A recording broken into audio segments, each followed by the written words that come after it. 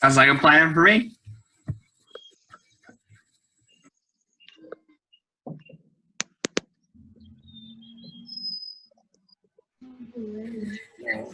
Okay. Means control. Will I be speaking first then, Jenny, or? Okay.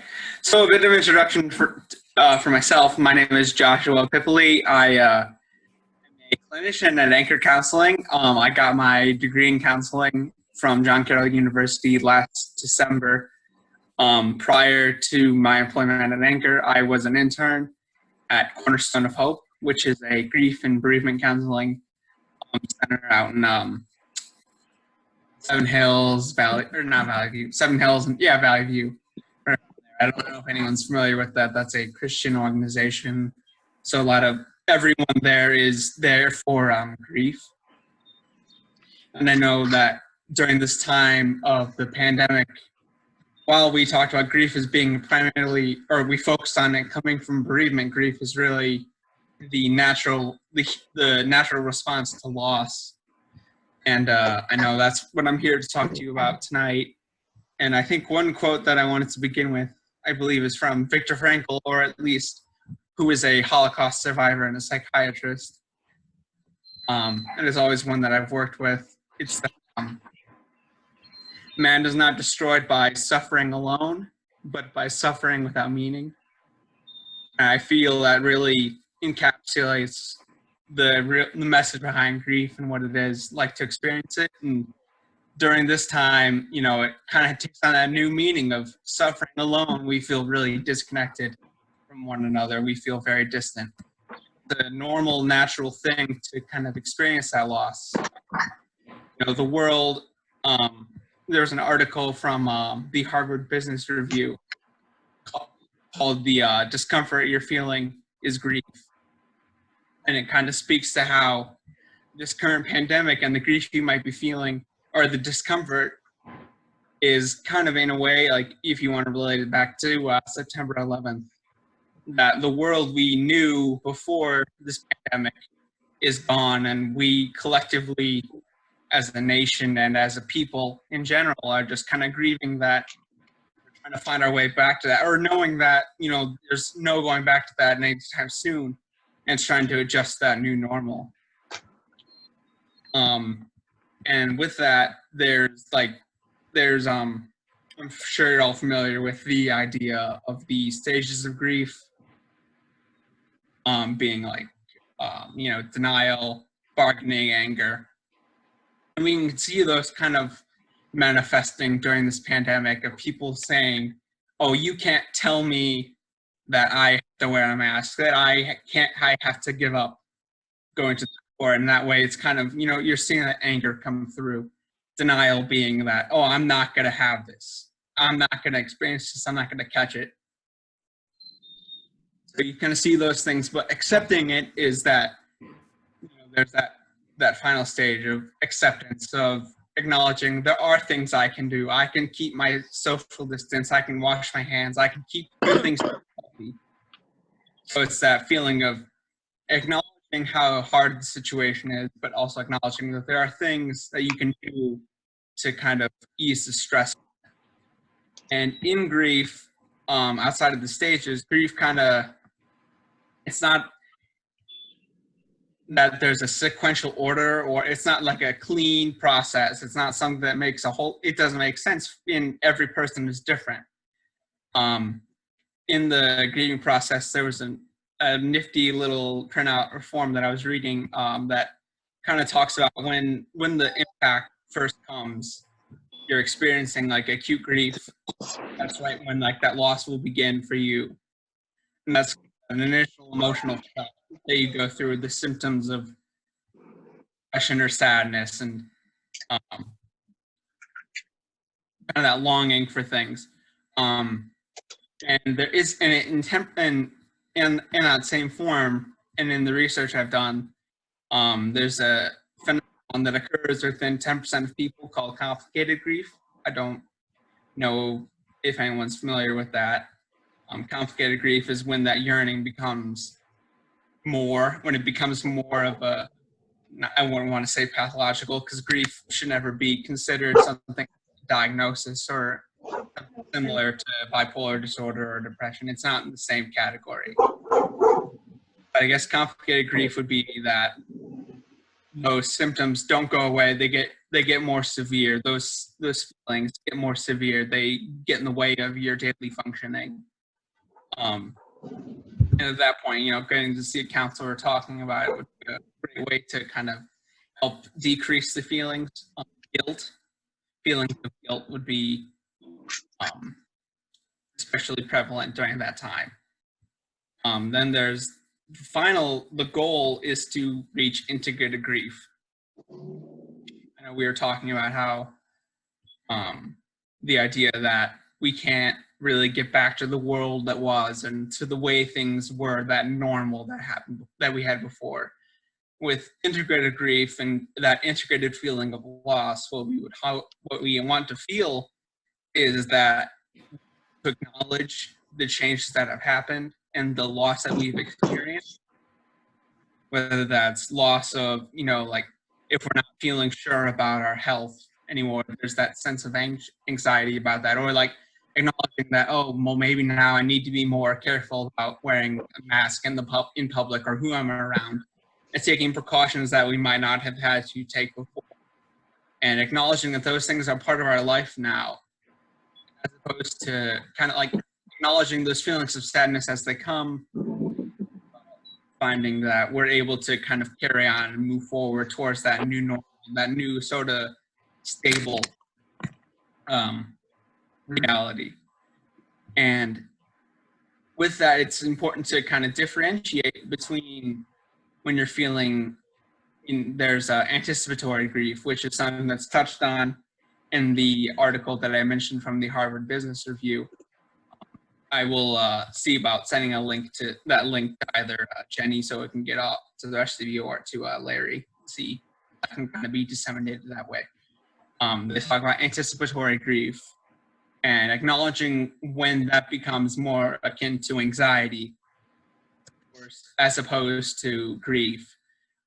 If it, the severity of it and the nature of it really depends on, what it is you're feeling. If it's more of like a fear, something that's really holding you back, or that you're really just having a hard time moving past in terms of thought, that's kind of when you start to expect it to be more like anxiety as opposed to grief. Ways to kind of cope with that, I don't know if anyone enjoys writing. That I've found is a great way to kind of process those emotions and get them out there. Reading, distraction in general, finding things that are enjoyable. And I know plenty of things that people have enjoyed, so like going to the store, going to the mall, or anything like that, or going out in general. Those are suddenly very risky or very limited things. So it's kind of exploring things that that you might not have considered being something you would enjoy beforehand. And a final thing is kind of building a memorial or doing something to remember and finding that meaning in the changes that happened, and finding and working through prayer and things. I think really that is about what I wanted to say with that before questions or anything.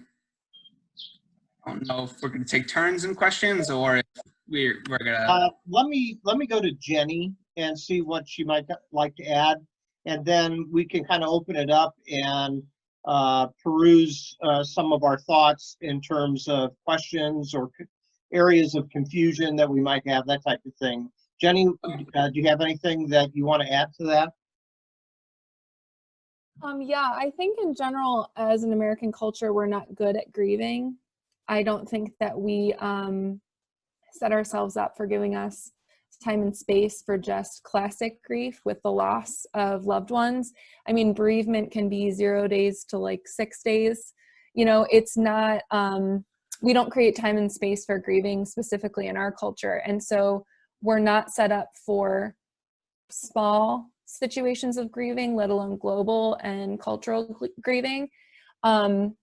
You know, Joshua, you had mentioned 9/11, which felt global, but isn't even as global as this is. And I think, you know, in talking with our community members and loved ones, the scope of this is not like any other crisis I think any of us have lived through, you know, from kids that could potentially not start kindergarten in the fall to women who are giving birth by themselves to people whose loved ones are dying. I mean, there was an article, I think yesterday, about an ER doctor who was treating the illness who took her life because it's not even just about getting through surges and getting through the virus if you catch it. There's so much that this has caused that will be ripple effects, I really truly believe, for decades. I mean, you know, I was cooking dinner with Corey and we were talking about how, you know, this is history book stuff. This is stuff that our grandkids will talk about and their grandkids. And yet I don't think that we still, even in that, give ourselves time to grieve. I think that people don't even label this as grief. You know, I'm talking to friends and loved ones and they're like, I'm just so tired. And I'm like, sure. And they're like, well, I'm not moving. I'm like, well, that could be part of it. But a lot of it is just like the intensity of loss and the collective loss and the situational loss. You know, people are worried about finances to schooling, to daycare, to health. I mean, and I think that, you know, that underlying tension of us all being in need but having different needs is really hard. And I think that if we start approaching this in a perspective that is gracious of wherever we and the people around us are at, that's kind of the beginning of it. Because if we just take a position of being judgmental about how people are walking through this, then it just creates more tension, which we certainly don't need right now. And we can't fully understand what other people are going through. I have had a number of people I know who have lost loved ones, not to this, but just in this time frame, that can't even have funerals. So it's just, I think it will take us a really long time to understand the depth of what this grief looks like. But that's 100% of what this is. It's, you know, there are themes of depression, there are themes of anxiety, there are themes of all of these other things, but the root of it is absolutely the loss that we are experiencing individually and the loss that we're experiencing together. Jeni, do you think that and Josh as well, do you think there is any major difference between what we go through when it's personal grief, whether it's a loss of an individual or maybe even the loss of a job or whatever, versus navigating a more global, or collective, or corporate grief? Is there anything that you can put your finger on that might distinguish between the two that stands out to you?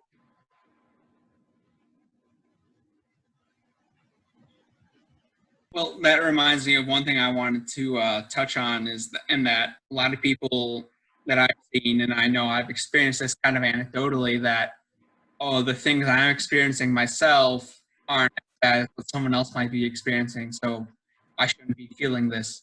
And one thing to really keep in mind is that you're entitled to your grief. Grief is not something that someone can judge you for. Everyone experiences it.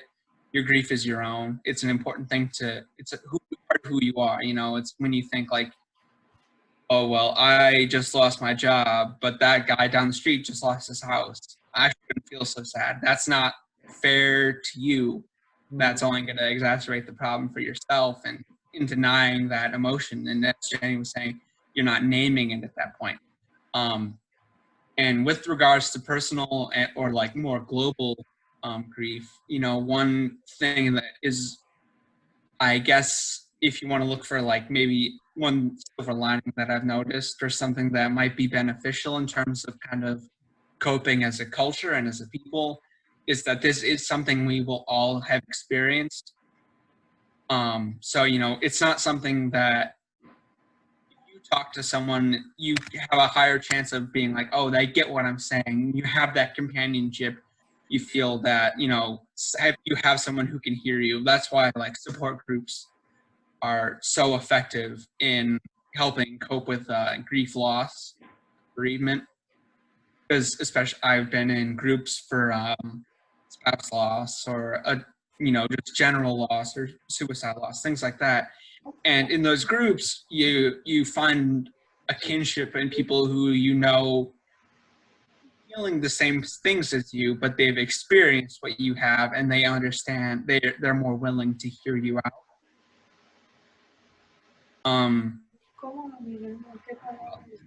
That would be about what I kind of put on that. And that it's a really benefit. In a way, it's beneficial that we can all that there's kind of a shared experience there. And I don't know what else I can add for that, so I will turn over. Is there something that can be done that brings a sense of collectiveness? For example, one of the things that came to my mind was, I don't know if you remember this far back or whether some of you are too young, but do you remember when Princess Diana died?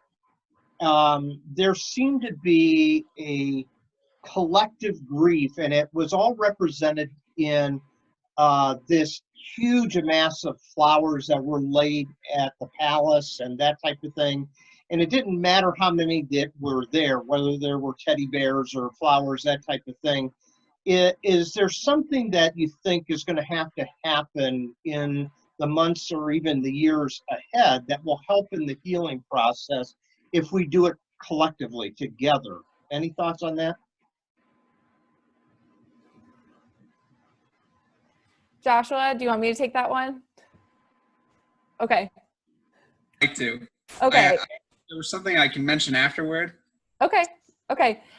So yeah, a little bit going off of what Joshua was saying is the whole idea that suffering, it's not comparative. And when we get into that, we waste a lot of energy on whose suffering is more important, because just like trauma isn't on a scale of worst to worst, neither is suffering. It's subjective. It's a subjective experience, so it needs to take its place in that person's experience. I don't remember Princess Diana. I don't know what year she passed away, but I don't have any recollection of it. But I do know that when studies show when people turn toward one another rather than away in their grief, obviously relationships have a stronger sense of connectedness after that. And the grief process, the goal isn't to get through it as quickly as possible, even though we would like to. Discomfort is the number one driving factor in humans. And I've talked about this before. Like, I think we like to think that love is the biggest thing that drives us, and it's not, it's discomfort. So we want to go through things as quickly as possible. And grief is absolutely one of those things. But you can't rush it. And like Joshua said, there's no linear time frame, and there's certainly no blueprint for it, because it's all subjective and it's all unique. And so when you're looking at this on a global scale and a cultural scale, what you do to connect with others is that you talk about it and you're honest about it, and you're not covering up really how bad your day was or how challenging it is to do this or how much you're struggling. And the best way to remain connected is to communicate your needs and let people meet those needs. And that's a very uncomfortable thing. And yet grief, like any other difficult thing in life, is an opportunity. It's an opportunity to find foundation in others. It's an opportunity to receive help. It's an opportunity to give help.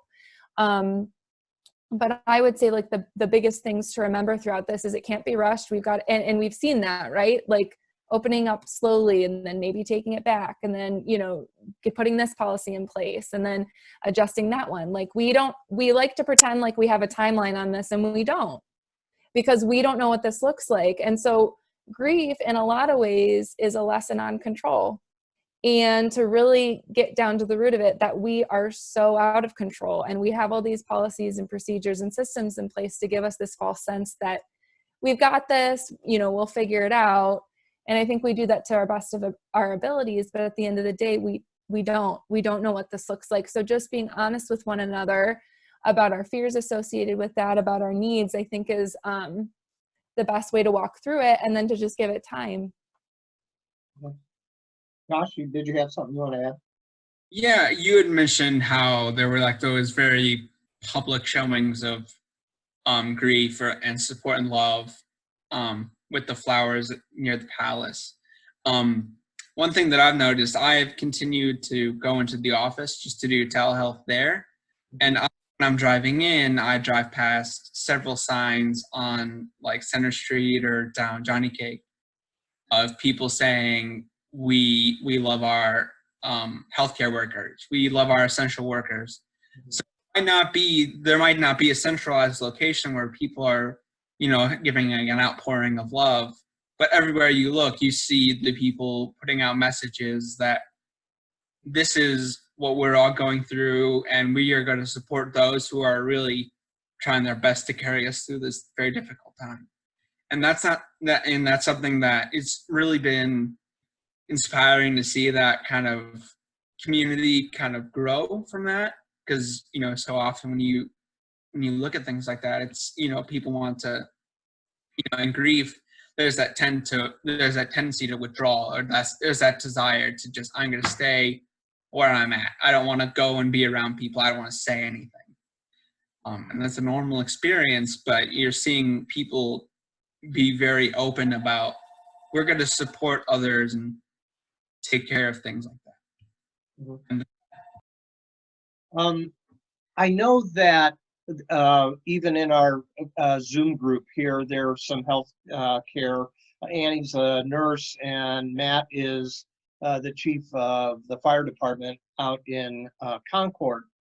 Do you anticipate in the months ahead that these type of frontline workers and servants for our culture are going to struggle with some post-traumatic stress, that type of thing? I think they struggle with it every day. I think that in my discussions with the first responders in all capacities walk around with PTSD. I think that they get used to it because what they see at their job is not what we see at our jobs. So as therapists, we have the secondary exposure to it, which is heavy, but the primary exposure is much heavier. And I think this just adds another layer on it. I think on top of it too, in the conversations I've had, I don't think that frontline workers get as much respect as they deserve. And I think that we don't notice them as much when there's not a crisis going on. And so now there's a lot of praise for them. And that's not always the case. And we see that in a lot of different ways of just, people's responses to different people in the community of what they're doing, if they're doing it right. And I'm sure Matt could go on and on for hours about it, but that's the nature of it. What they're being congratulated for doing now, they're always doing this. Their families are always supporting this. This is always behind the scenes stuff. The good things I've seen come out of this is the recognition of people who've never been recognized. So, like the essential workers are not just medical professionals. You know what I mean? So I've been encouraged in seeing more of those messages. An increase in their PTSD, sure. I think it's going to compound the trauma that these people deal with all the time, and their families, maybe even more so than them. I think they get to a level where they're almost desensitized to it because they have to be. But, already being nervous about sending your loved one to the hospital or to the firehouse, on top of it having the risk of exposure of a deadly virus, that's just another layer. And so I can only imagine if I was the spouse or a loved one or a friend, of people in that situation. I think the family trauma we have already started to see pop up, and I think that's another thing we're going to have to keep an eye on. Okay, Josh, you have anything to add on that? No. Hey, can I bring in Annie and Matt? Now, I've muted you only because there's sometimes there's cross talk in the background that's kind of muddling up the the talk a little bit. So I'm going to bring you in, and let me go to Matt and then Annie, and then we'll kind of open it up. I'll try to open up your window for question if you just kind of wave at me, okay? So Matt, what have you seen through all this on the front lines being in the fire department? I think the biggest thing for us has been this change. You know, we're all customer service oriented, and not allowing family of critically ill patients to go with us to the hospital when we normally would, and separating people from their families has really had a real big impact on a lot of our responders. You know, we know that when we take family members to the hospital, they're going to get separated anyway. They're not going to be allowed to be together, and there's certain stipulations that come into play, and so that's been challenging. As far as the responders themselves, it's been more in just when we first started out with this, it was the unknown because it was kind of coming at us, you know, like drinking water from a fire hose, and it was hard and fast, and it was hard to absorb all the different channels of information coming at us. But over the weeks, it kind of filtered down, and it got us. We weren't like panicked, but we were kind of just getting overwhelmed with a bunch of information from different sources, and sometimes that information was in conflict with each other, so that was frustrating. But as we've moved on, it's been more of a sense of not when we come in contact with somebody that's positive, it's not if, it's when. And now and Jeni brought it up, we're desensitized.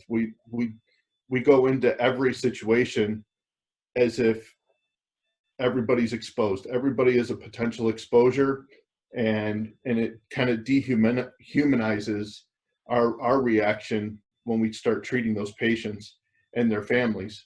And so that doesn't always come off well in terms of customer service. But that's what the job we have to do, because we understand the bigger picture of protecting the community, not just accommodating an individual.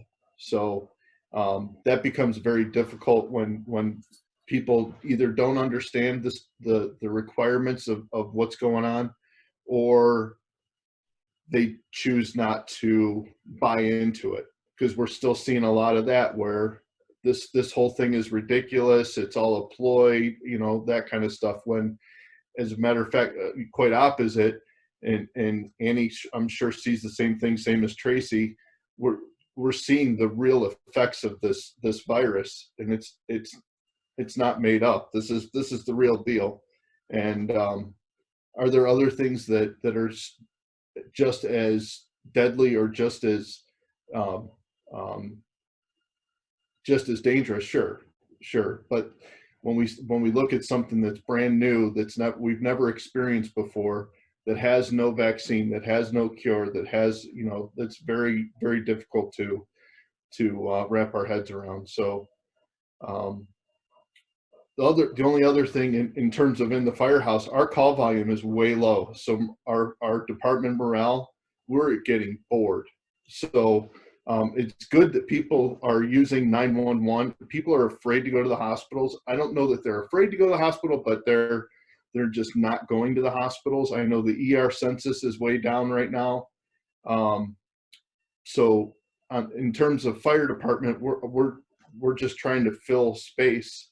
We're doing, I don't know, 5 or 6 birthday drive-bys a week just to keep the community engaged in some way, and our responders engaged, because we're used to being in the community, and when we're not allowed to do that, then it has a negative effect on our mental well-being, because that's what we're there to do. We're there to help, and when we can't do that, that has a negative impact on our morale. Thanks so much, Matt. That's terrific. Thank you for the insight on that. Appreciate that. Let me bring in Annie. Hi, Annie. How you surviving down at Hillcrest? Hi, we're doing good, hanging in there. Yeah. So what have you observed at the hospital through all of this? I think I would have to agree with Matt. The most heartbreaking thing through this all is just the fact that we can't have families there. It's really difficult when we have any coronavirus COVID patient that's declining. We have to contact the family on an iPad, and that's how they get to say their last goodbyes. Policies, thankfully, are in the works of changing where we could bring family in and such, but even for our surgical patients, there was a time where we weren't allowing visitors in for our surgical patients. So they're going in for, life-threatening issues, huge surgeries that, take hours and hours. And just having to be your only comfort to your patient and sit there and hold their hand while they're crying, I think that's been the most struggling part by far. It's just them not having the support.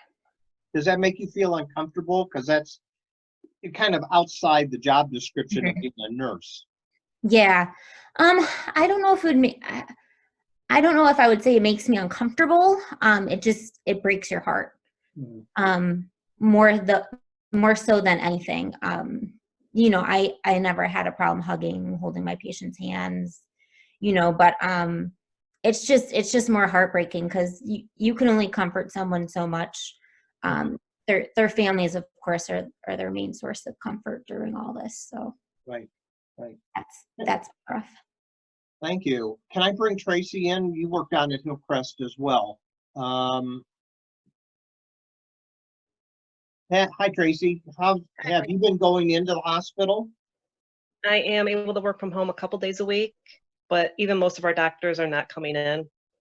They've decided that they can't. A lot of our doctors that are on call for neurology and neurosurgery come from main campus or Fairview.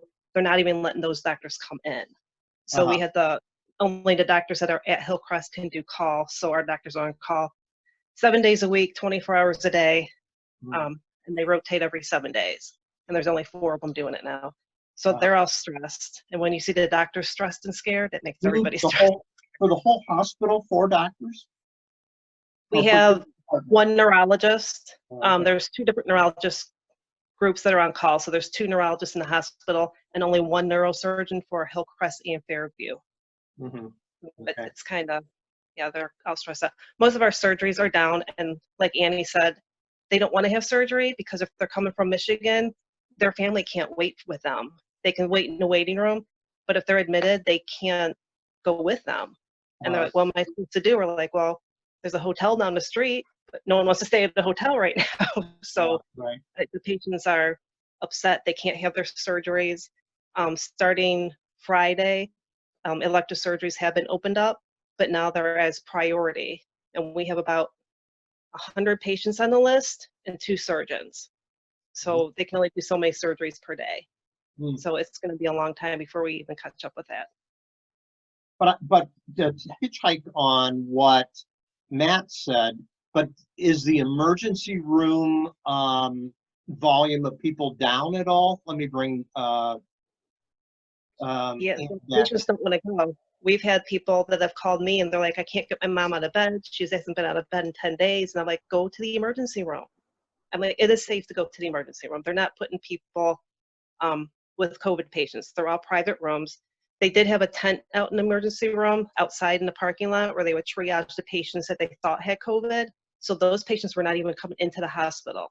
And then they would, I'm not sure how they got them back there, but they weren't even mingling in the waiting room. And now there's only one way in for patients. Everybody's scanned. We still have our temperatures taken when we walk in. We have to have a mask on at all times. We cannot be unmasked. It's like a ghost town. It's really weird. Annie, you want to add anything? Yeah. So through this all, I think a big struggle being a nurse especially is, like Matt said, you want to do your job. And for a while there, our census was low. All the nurses trained ICU and stuff. And we all wanted to go to New York or go to Michigan and help them out. But of course, they can only take so many nurses. But for a while there, just like Matt said, our census was only at 50%. We're a 500 bed hospital. So we at one point only had like 200 patients in the whole hospital, which is really unlike, because a lot of people weren't coming to the ER in fear of COVID, which is sad because some of these people were heart attack patients, stroke patients. That's why they're really pushing for people, if you're sick, to go to the hospital. Right. Okay, so let's come to a time of questions. I appreciate Matt and Annie and Tracy bringing their perspective to this, because I imagine that all adds kind of to the grief and navigating the stress levels of not only your own personal health, but the frontline workers as well as the support staff and everybody else. So they all kind of get caught up in that as well. So so that we don't get a lot of background noise. If you have a question now, Nicole and Brian, you're not on video, but kind of just raise your hand and I'll unmute you, and then Jenny or Josh, you can jump in and give perspective on that. So who would like to go first here? Anybody? Yeah, go ahead, Annie. I'll go first. One thing that I know me and a lot of my coworkers are dealing with at this time is we almost have like a hero's guilt. A lot of people are kind of calling frontline workers heroes in this all. You know, we have signs up at the hospital, people honking at us on the street.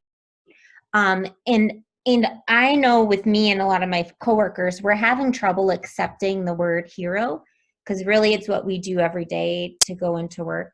And I guess I'm having a hard time digesting that, because I'm not in New York or Michigan taking care of like the sickest of the sick, you know, but I'm just doing what I do every day. What kind of suggestions or advice do you have for those who are having, I guess, trouble with all this energy and importance placed on them? Okay, Jenny, Josh. It sounds a little bit like you're minimizing what you're doing, which sounds like a typical nurse. So just like, again, like suffering's not comparative, neither is what role you play. You know, I mean, that's what I said, like part of what I'm encouraged about is like what we're calling essential workers now. Mm-hmm. You know what I mean? And I think that you're used to it. You're used to going in every day. And I think, again, it's very interesting, you know, I'm in the health professional field, but I'm not in the medical field. And you guys do this every day. And so I think what's weird is that you guys should always get this and you're just now getting it. And so you guys have been so starved for just validation for probably most of your career that now you're finally just being recognized, and you don't know, it feels displaced. Mm-hmm. You don't know what to do with it. But I would tell you that's more of an issue about our culture than it is about anything you guys are doing wrong. That's more of an issue of how we value the people who take care of us than you guys being inflated during this time, because I don't think that's the case. So. Do you think, Jenny, that people that are going through and navigating this type of grief, they need to call them heroes because that's part of their healing process? Do you think that's true? Yeah, because like if you think about the whole like analogy of like running on an empty tank, how, you know, Annie, how would you and your friends survive this right now if you guys were treated like you always were? You know what I mean? Like you guys need any type of encouragement you can. And I don't think that people are, you know, I think the paramedic and firefighters can be seen differently sometimes, but I don't think that people are negative against nurses, but I think that they can say things, what do nurses do in comparing to doctors and all those things. You've seen all of this your whole career. And so again, I think it's just, I think you need it. I think you need to lean into what's being said and not argue with it and accept it for how you guys are changing people's lives. And also just look at the perspective of how sacred the spaces you are in right now. And if you believe that we all end up where we're supposed to be in the moments that we're given in a day, then you guys are supposed to be there. The specific nurses on the specific cases, the specific first responders on the specific, like that's all, none of this is a surprise, you know, in our faith, and it's just aligning that way. So giving yourself that faith perspective of it too can be really helpful. Thank you. And my point, Jenny, was not only do they need it, but the person giving it needs it just as well, to put that upon them. Because if they can't say that they're a hero or someone that they're appreciative of, then it kind of stifles their appreciation or the need to appreciate during that. Do you think that's true? Yeah, I think it's like if someone gives you a gift and the person's like, no, don't make a big deal about it. You're like, but like, I want to thank you. I appreciate what you did. And then they almost like totally invalidate you and they're like, stop, we don't need that. Yeah. So I think that that's part of what it is. And what a neat thing that when someone extends love and connection to you, and then you receive it with love and connection, like that's where, you know, Larry's talking about the healing. That's where we get stronger, right? Like, you're my hero. Thank you for saying that, you know, rather than, oh, stop. Cause I can totally see you saying that, Annie. So, and you probably have. So, but yeah, I think it's important. And I think it's a very sacred thing. And I think you guys are minimizing it because you're used to it. And there's nothing easy about what any essential person is doing right now. Great. Josh, do you have anything you want to add to this, or do we want to go on to another question? We could, I don't have much more to add to that.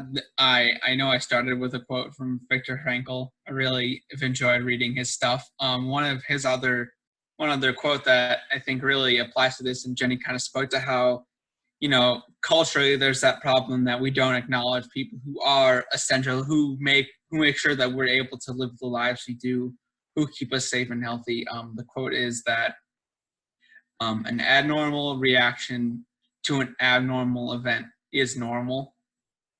So, you know, for people to want to look, so if, you know, for instance, that, oh, we're not used to putting that spotlight on the essential workers, you know, it's more that's to be expected. People are looking for ways to make sense of this and trying to find ways to help make this as comfortable as possible and to show that appreciation. And I know it can feel really uncomfortable at times. I know in some fields we're taught that, you know, you can't really accept the sorts of things that people want to do to show their appreciation.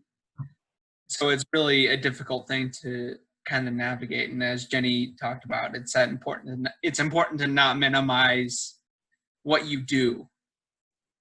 And it's to find that meaning in it and to see how you're changing the world for the better. Say that quote again, because I think I want to use it on Sunday. The quote? You want that one again?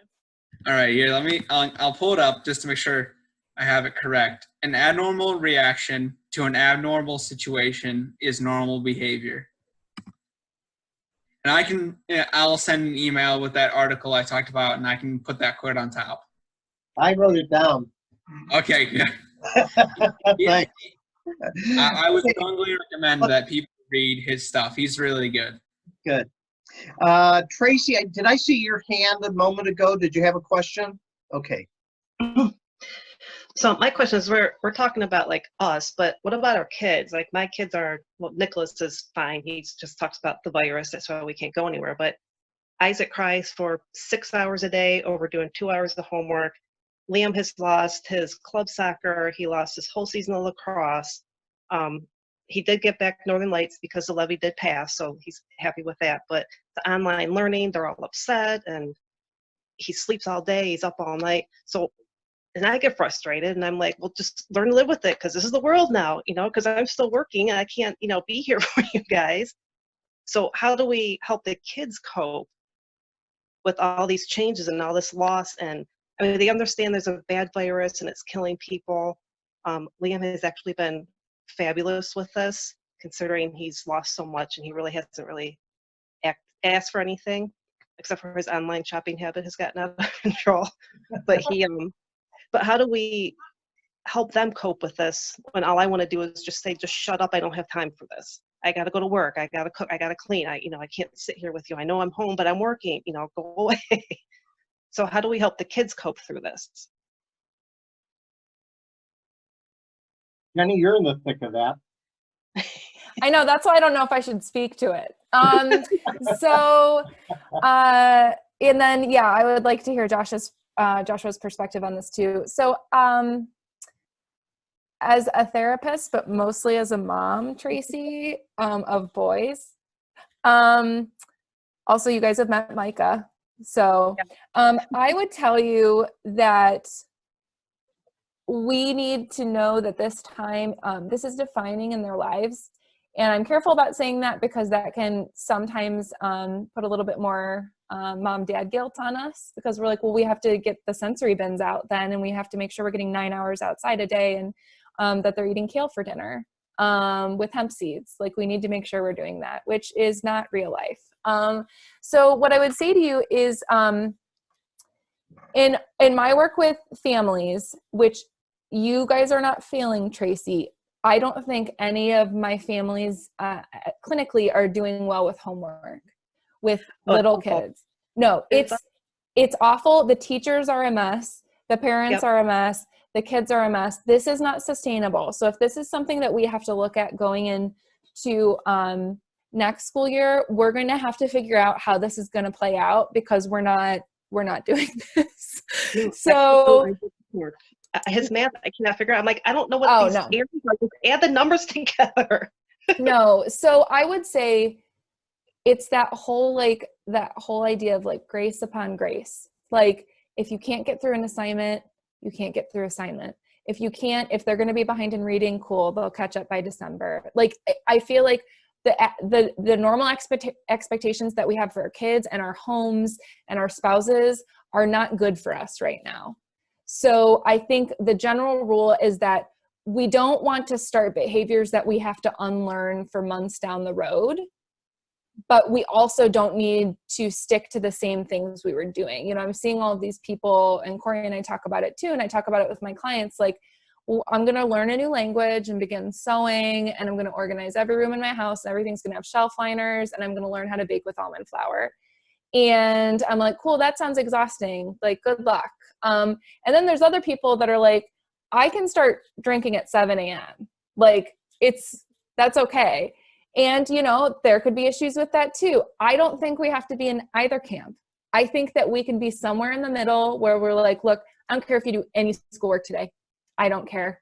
I don't have capacity for it. I don't have room for it. I also don't care if you watch Oliver and Company 6 times in a row. You can do that too. So I think that we need to give ourselves permission and grace in every relationship, in every routine we've had before, because, Joshua talking about the abnormal, it is abnormal for most of our kids to have as much screen time as they're having. It is abnormal for us to be maybe fighting with our spouse more than we normally are. It is abnormal for us to be this bored. And yet we need to reorient what our expectations are. If we don't, we hold ourselves to the same standards where we were at 8 weeks ago, we're going to fall apart. So it's not that you're doing something wrong. It's that you're, first of all, feeling the pressure from other people with your kids in school. And I don't know what that's like, because Mike is in pre-K. So I'm like doing things when I feel like I have the energy to do it, and you have to, right? But I would also say, if you get to the point where you feel like they can't do it, like, it's not worth the mental and emotional health for them to get their geography homework done. It's not. So then you can always email a teacher and say, hey, we'll get it in next week. Maybe. I don't know.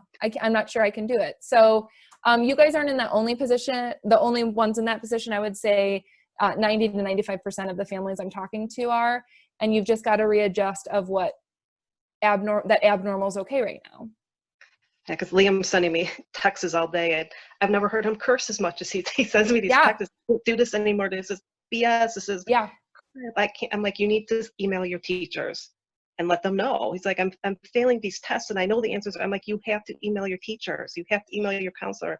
So then I wake up in the morning and go to work, and he's still up playing video games. I'm like, go to bed.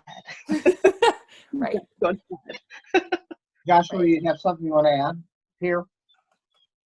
I can't add anything as a parent because I am not one.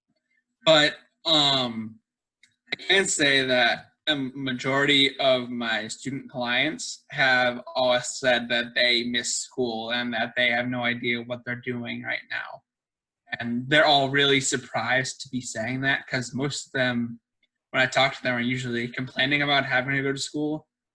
So, during these 8 weeks, they've really lost that structure, which is something I think we all really need. I think kids really thrive on that order of things that, for this block of time, I'm going to be at school, I'm going to be going to class, and so on and so forth. And then I get to come home, I eat dinner, do my homework, and play video games or do whatever during the night. And while we were talking about grief primarily from an adult perspective earlier, it is, important to remember that kids are also grieving during this time, that grief can be an explanation for a lot of those, what's happening. And they might not have like language that's sophisticated enough to really talk about what they're feeling, but with regards to anger or resisting what's going on and saying like, I don't want to do my math homework, that might be their way of saying I know, outwardly there's or more obviously there's the statement, I don't want to do this homework, I'm not in the mood to do my homework. But, deeper in there's that idea that I don't want to do this, I don't want to be doing this.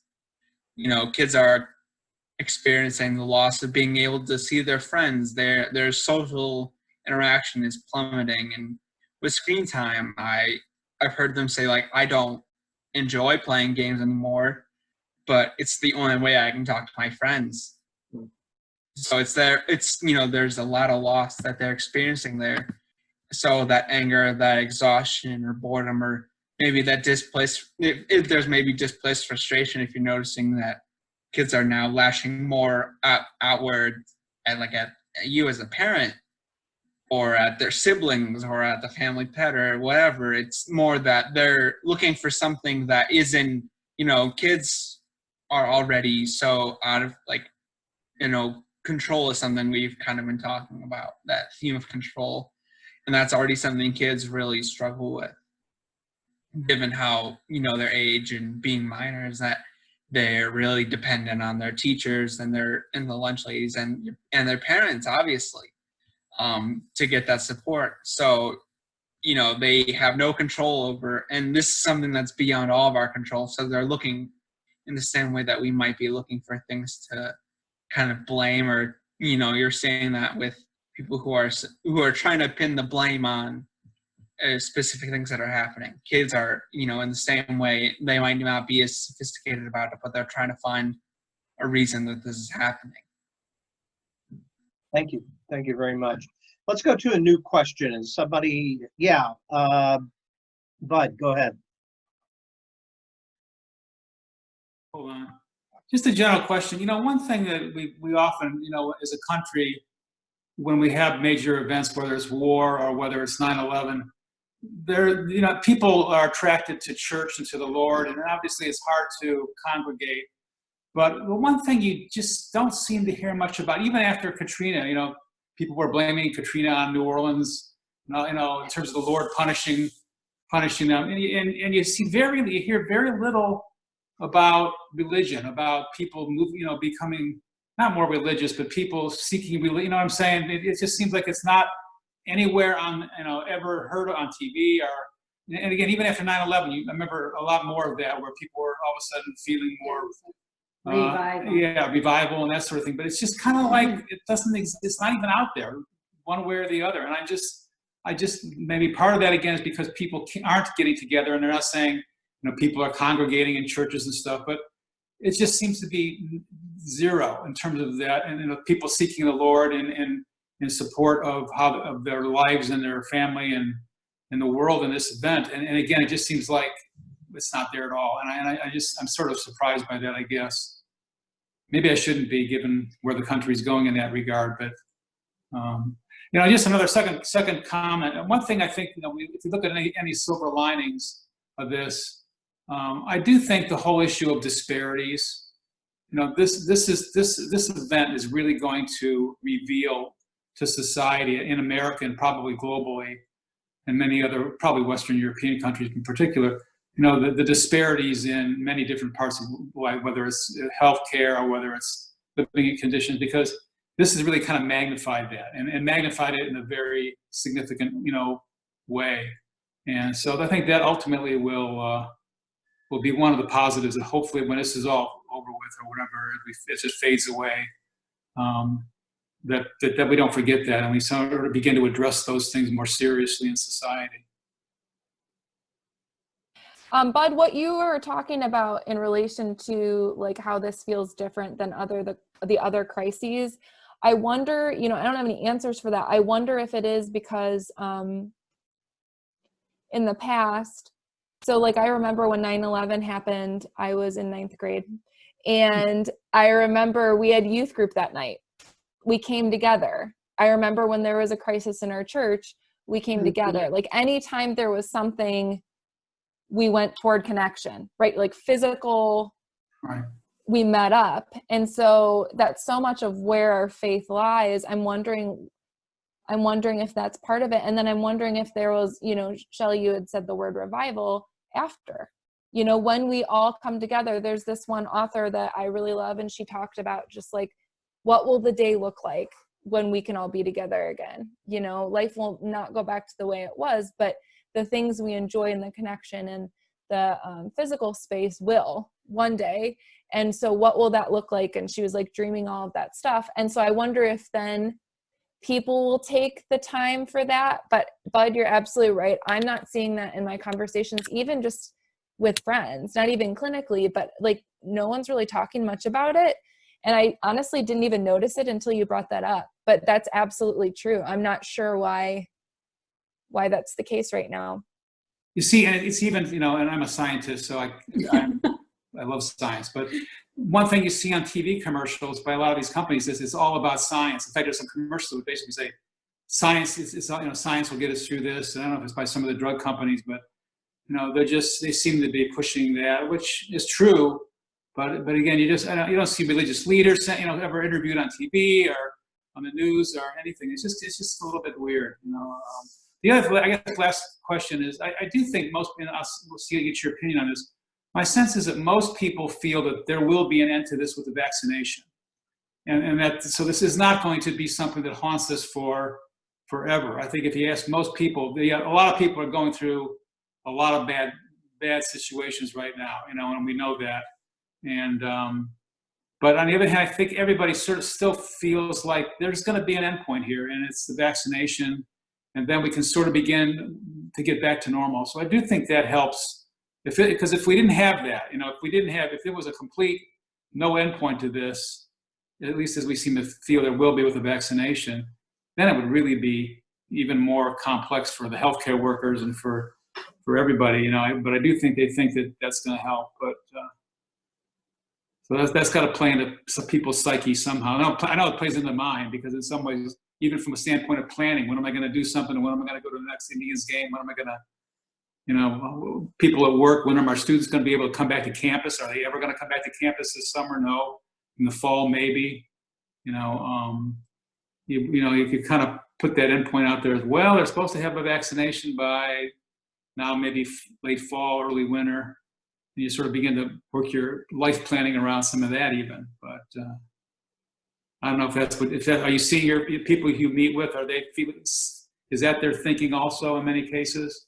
And Joshua, I don't know what you're seeing. I spoke to a lot of people in the beginning, week one, because we, at my agency, my practice, we went all to telehealth and video services early. Like I felt like I'm naturally an anxious person, and so I wanted to be proactive rather than reactive. And I'm like, if the writing is on the wall, then let's just figure this out, and figure out the kinks before we're all like forced to do this. So, I would say that the first week we were talking to people, they're like, well, we're going to be back in 2 weeks. And I was like, what are you hearing? And then like, there's been like depression almost setting in, every like week that goes by, and I check in with them weekly, and then like, it's almost like this climb.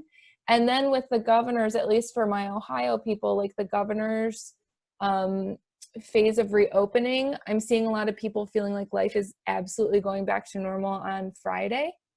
So I don't know if we're going to see another wave of pain when they realize that it's not. I think my teenagers are actually being a lot more realistic because their lives have already, they've already cut school off. Graduation's not going on for the time being. There's no prom. So their things are already, theirs are done. As adults, we're like, what does this look like? I think that I'm not sure that any of the people I've talked to recently are even listening to the news as much anymore, or even following the vaccination stuff, because I think they're just so into their own day to day and what it looks like another day not working, another day with the kids, another day, with this or that. So that's kind of what I've seen.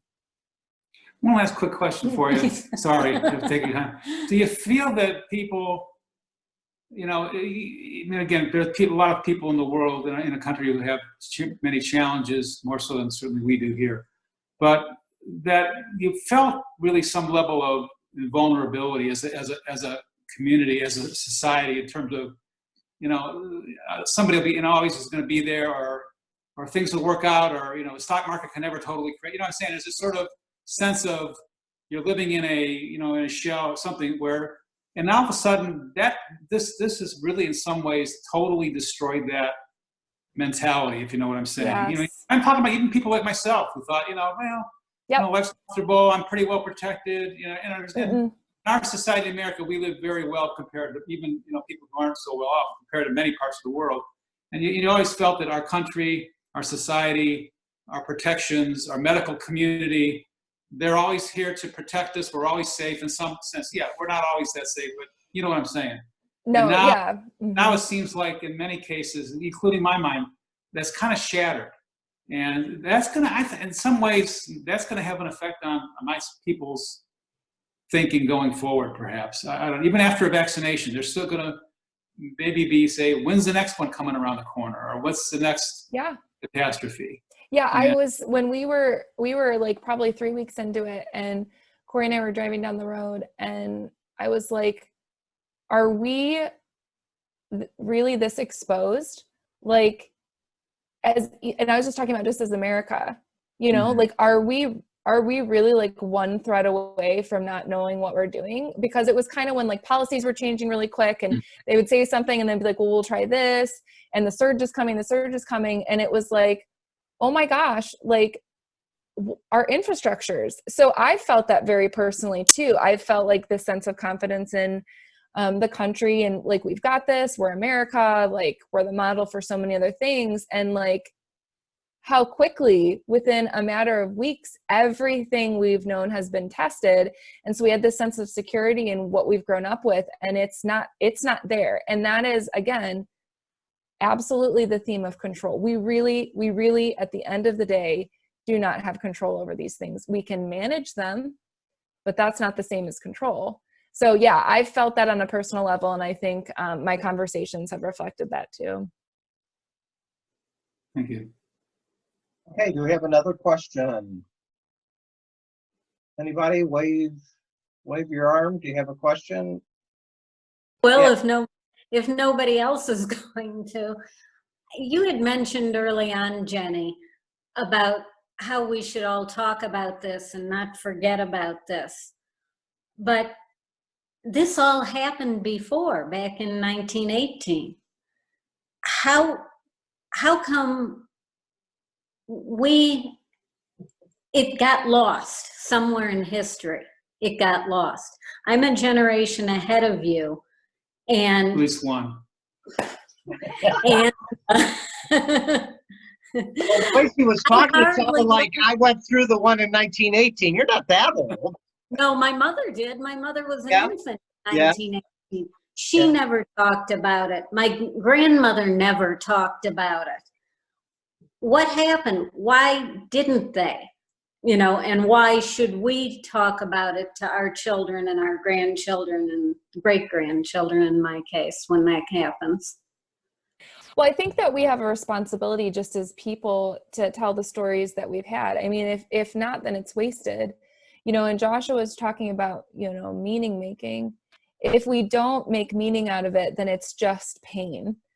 And I remember being in grad school and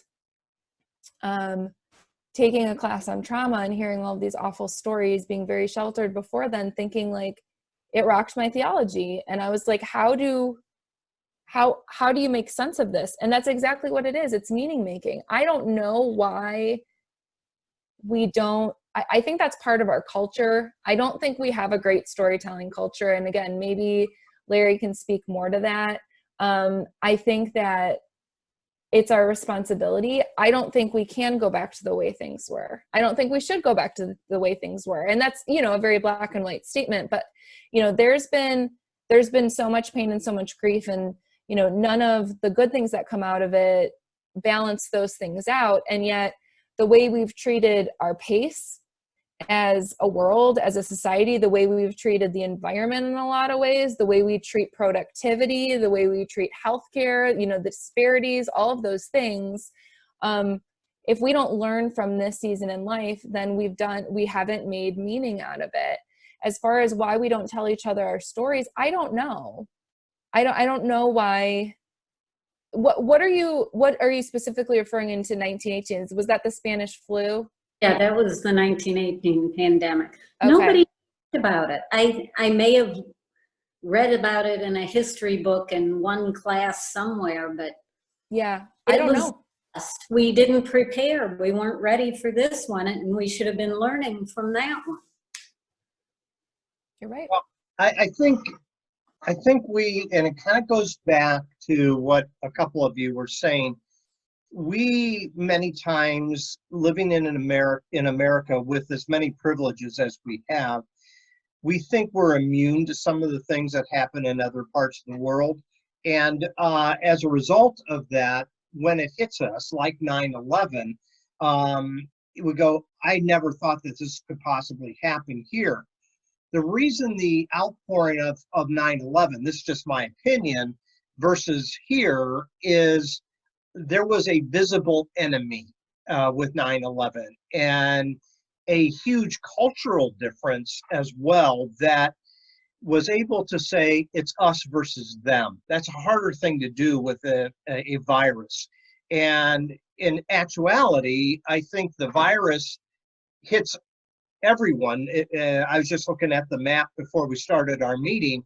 I mean, all over the world. So everything from third world countries to modern America, it's affecting everyone everywhere. So I think that plays into Bud's question too. I think going back to 9/11, people were more religious because at the heart of that particular tragedy was religion.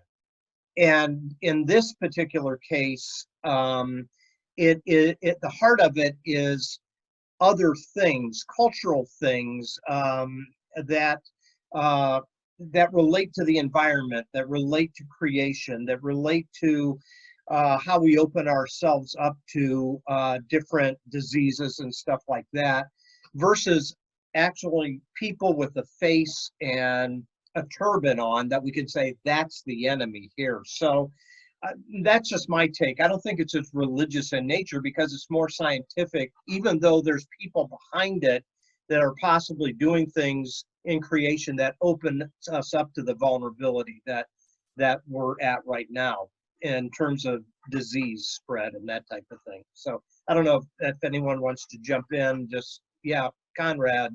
I got one. Yeah. There's two occasions in history that the U.S. has been faced with something so critical as 9/11, which was 9/11 and Pearl Harbor, and the reaction of the society to those two incidents. It was pretty clear, and it was defined. We had an enemy that was attacking us, and we had to prepare and defend ourselves and get ready. In recent years, we had the bird flu not that long ago, and the pig flu also not that long ago. And those two things are more related to the COVID-19. What happens is that the effect of those two viruses was far less than what we have had with the coronavirus. What happens is the coronavirus has trampled over every control in the healthcare system and in the protection of the people. And all the structure we had have crumbled down because there's nothing to fight it. So it kind of gets you by surprise. You don't know what to do. You try a few things and nothing so far works. Only in cases that are extreme, that some drugs that have been used before are being applied, but those are only on the critical cases. So, but all of that is, okay, we are doing the day-by-day fight, and I have noticed that you cannot see the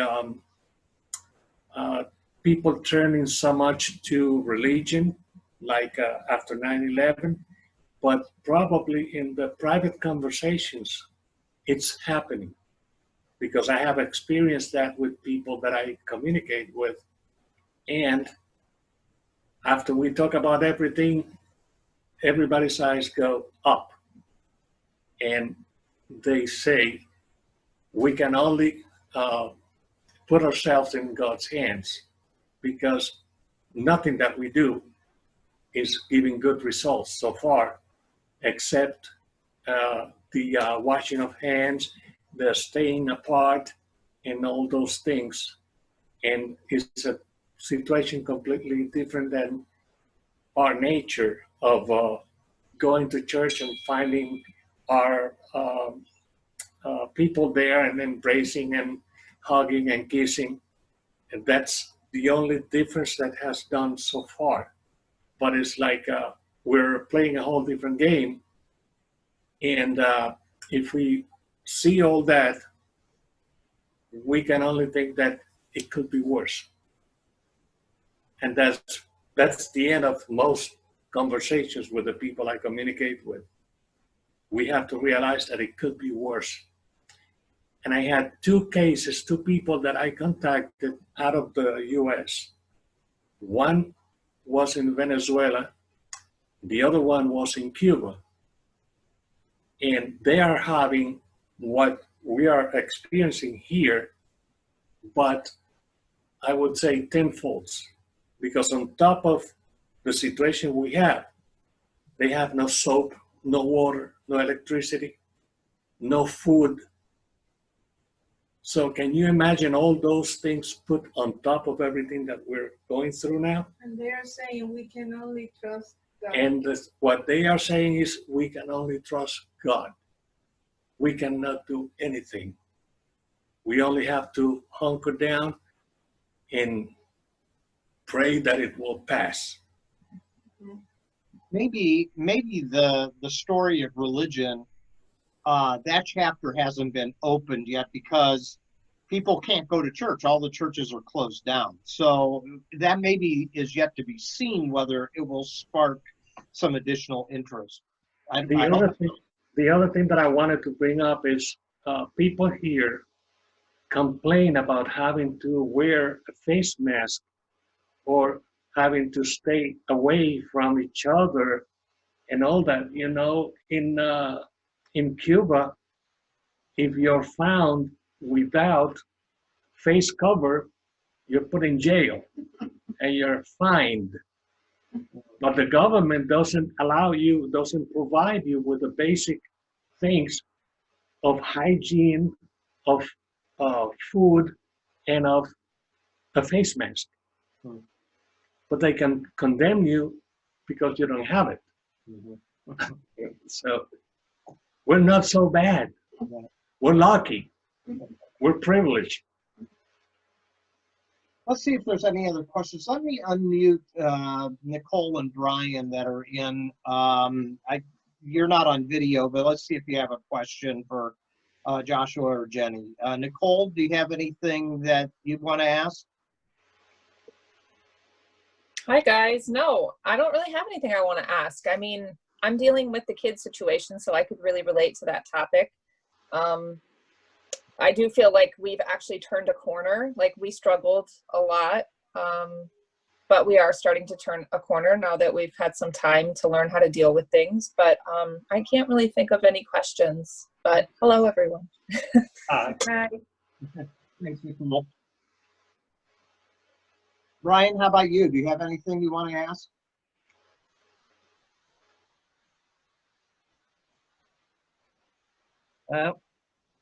I've not. Hold on. No, I'm good. Thanks. Okay, thank you. Thank you. Is there anybody else who has, let's wind it down with a last few questions before we call it a night. Anybody else have something? guy. I have a question. Yeah, go. I have a question for Janet. What's for Do you dinner? wanna- Yeah, do you want to watch TV with me? You think? What's for dinner?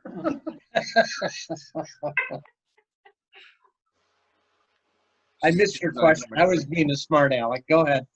I was asking her if she wanted to watch TV with me. There she is. There's Nicole. Okay, time to mute Corey, right? Someone has to work in this family, dear. Oh, now we can all be therapists for this conflict that's going on. That's a low blow. How's you know? that? All right. Anybody else have anything? Yeah, just the last comment. I appreciate Jenny's comment earlier about the environment, because again, this is something that, like disparities, in some ways, you know, I think it's kind of like there was a saying in Jurassic Park where he says, "Nature finds a way," Life finds a way. or something, or life finds a way. And again, I think it's a tribute to our, not tribute, it reveals to us our vulnerability in terms of how powerful nature is, and we think we can control everything, the environment, health, viruses, but this is another, I think, you know, sort of kick in the pants that tells us we can't control everything.